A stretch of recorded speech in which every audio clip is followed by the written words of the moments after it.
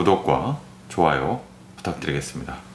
안녕하세요. 털보이사 김진균의 의학정보입니다. 오늘은 척추전방 전이증에 대해서 알아보도록 하겠습니다.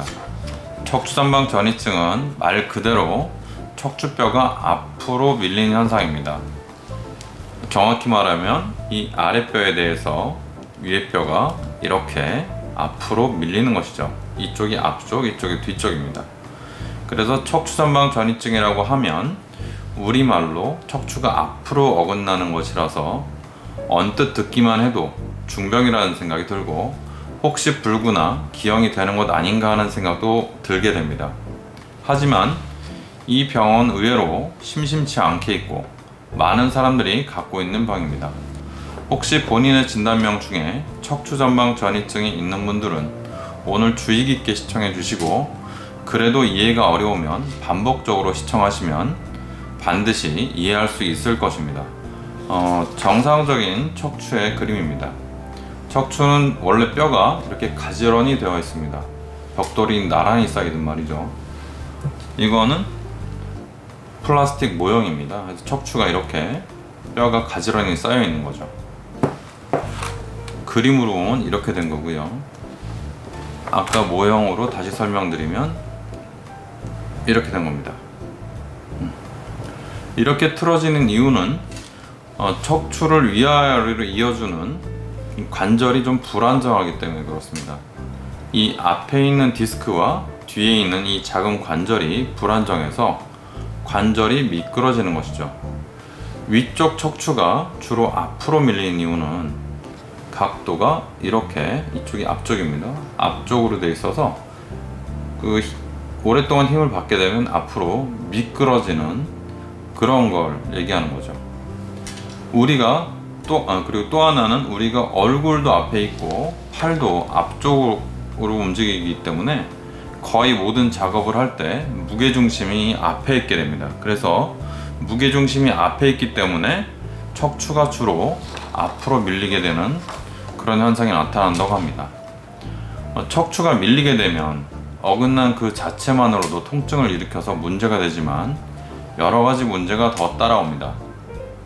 첫 번째는 관절이 밀렸다고 해서 밀린 채로 한 자리에 고정되어 있지 못하고 이렇게 밀린 상태에서 흔들흔들거리는 겁니다. 관절이 느슨해져서 앞뒤로 흔들거리는데요. 보통 이렇게 누우면은 좀 들어가고 일어서면 좀 밀리는 현상이 있습니다. 이렇게 흔들거리면 움직일 때마다 주변 조직을 자극해서 통증의 원인이 됩니다. 두 번째는 척추가 밀리면 그 사이에 있는 신경이 눌리게 된다는 겁니다. 여기서도 보시면 이 노란 게 신경인데요. 신경이 이런 식으로 꺾여서 눌리기 때문에 제가 그림으로 설명드리면 이런 식으로 신경이 꺾여서 눌리게 되죠. 그 세 번째는 밀릴 때는 그냥 또 단순히 밀리는 게 아니고요. 보통 디스크의 높이가 더 낮아지면서 눌리기 때문에 양쪽으로 신경이 나가는 구멍인 신경공이 더 눌리게 됩니다. 신경공이라는 것이 어디냐면 여기입니다. 여기 보면 이렇게 노란 신경이 나가죠. 여기서는 높이가 똑같지만 실제로 문제가 되는 전방전이증이 있는 부분에서는 주로 이 디스크가 낮아지게 돼서 이런 식으로 신경공이 좁아지게 됩니다. 이게 다리 저림이나 통증, 그리고 심하면 마비의 원인이 되는 거죠. 그리고 네 번째는 전방전이증은 디스크나 협착증 등을 동반하고 있는 경우가 많다는 것입니다. 이 질병 등이 같이 있는 경우에는 이미 신경을 과도하게 누르고 있는 데다가 뼈까지 어긋나 버리면 신경이 더욱 눌리기 때문에 증상이 매우 심하게 나타나서 마비나 극심한 통증이 오는 경우가 많다는 것입니다. 여기 보면 신경이 지나가는 이 신경관이 있는데요.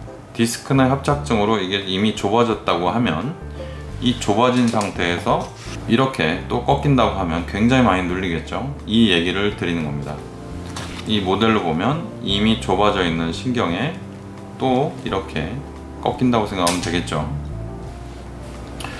그러면 치료는 어떻게 하느냐? 제가 누누이 말씀드리지만 치료는 상태에 따라서 증상에 따라서 다 다릅니다. 같은 진단명이라고 해서 치료가 다 똑같지 않아요. 누구는 전방전이증인데 수술도 안 하고 아무것도 안 하고 나았다고 그러고, 누구는 전방전이증인데 수술하고, 그런 이유가 다 있는 거죠. 척추전방전이증도 진행 정도와 동반 질병에 따라서 치료가 다 다릅니다. 여기서 보면 조금 밀린 경우, 좀 더 밀린 경우, 더 많이 밀린 경우, 이렇게 나눌 수도 있습니다. 그래서 경미하게 밀린 경우는 그냥 간단하게 약물 치료나 물리 치료 정도만 하고 생활 습관 교정만 하고 보는 경우가 많습니다. 그리고 전방전이증이 더 진행되면 신경이 더 많이 눌리기 때문에 허리 통증이나 하지 방사통 등의 증상이 심해지지만, MRI 상에서 상당히 척추가 어긋나 있어도 통증이 많이 심하지 않고 보행 등 기능상의 문제가 없는 경우도 있을 수 있습니다. 일단 통증이 심한 급성기에 이런저런 치료로 증상이 완화된다면, 전방전이증은 병의 진행 자체는 느리기 때문에 급성 디스크 등을 동반하지 않는 한 상당 기간 잘 지낼 수도 있습니다. 디스크나 협착증을 동반하고 있으면서 척추전방전이증도 심한 경우에는 신경 압박이 매우 심해서 주사치료나 물리치료, 신경성형술 등의 치료가 효과가 없는 경우도 많습니다. 주사나 시술 때 쓰는 약에 의해서 신경이 일시적으로 안정되어 효과가 있더라도 척추 자체가 불안정하므로 주변 구조물들이 이렇게 자꾸 움직이면서 신경을 자꾸 건드리게 되고요. 그래서 통증이 자꾸 재발하는 것이죠. 이런 식으로요. 증상과 신경 압박이 모두 너무 심한 경우에는 수술적 치료를 합니다. 이 모형에서 가운데 큰 신경이 지나가는 길을 신경관이라고 하는데, 일단 좁아진 신경관을 넓혀주기 위해서 두꺼워진 관절이나 인대, 디스크 등을 제거해서 신경을 넓혀주게 됩니다. 그 후에 디스크가 망가져서 내려앉아서 납작해진 디스크 공간을 인공뼈를 이용해서 높이를 올려야 됩니다. 디스크 높이가 낮아지면 이런 식으로 신경 나가는 구멍이 좁아지기 때문이죠. 아무리 신경을 누르는 디스크를 잘 절제해낸다고 해도 뼈가 눌려서 신경공이라는 이 공간 자체가 좁아지면 증상이 계속 남을 수 있기 때문에 높이를 올려주어서 이 공간을 확보를 해줘야 되는 거죠. 정상적이지 않은 척추가 또 계속 흔들리면서 신경을 압박하면 신경이 자극되고 부어서 또 아플 수 있기 때문에요. 척추를 움직이지 않게 고정하는 것이 좋습니다. 그래서 이 수술 자체를 추체관 유합술이라고 하죠. 고정은 보통 금속으로 된 나사못으로 하는데 30년 전에는 스테인레스를 썼지만, 요즘 사용하는 금속은 감염이 생기거나 금속이 부러져서 살을 찔러서 통증이 발생하는 등 특별한 사정이 없는 한 제거하지 않습니다. 제가 그림을 그려봤는데요. 이런 식으로 고정을 하는 거고요. 이거는 지난주에 수술하신 우리 병원 환자의 사진입니다. 네. 유합술은 일단 수술이 잘 되면 재발하는 경우가 평생 거의 없습니다. 오늘은 척추가 앞으로 밀리는 척추 전방 전이증에 대해서 알아봤습니다. 증상은 밀려서 어긋난 정도와 정확히 비례하지는 않고요. 디스크나 협착증이 같이 있는가가 증상의 중요한 변수가 될 수가 있습니다. 우연히 검진을 했다가 엑스레이나 CT, MRI 상에서 전방전이증이 발견되었다면, 일단 전방전이증이 있으면 서서히 진행되더라도 이게 진행될 가능성이 많으므로 항상 무리하지 않도록 하시고요. 자세를 바르게 하고 걷기 운동을 꾸준히 해야 되겠습니다.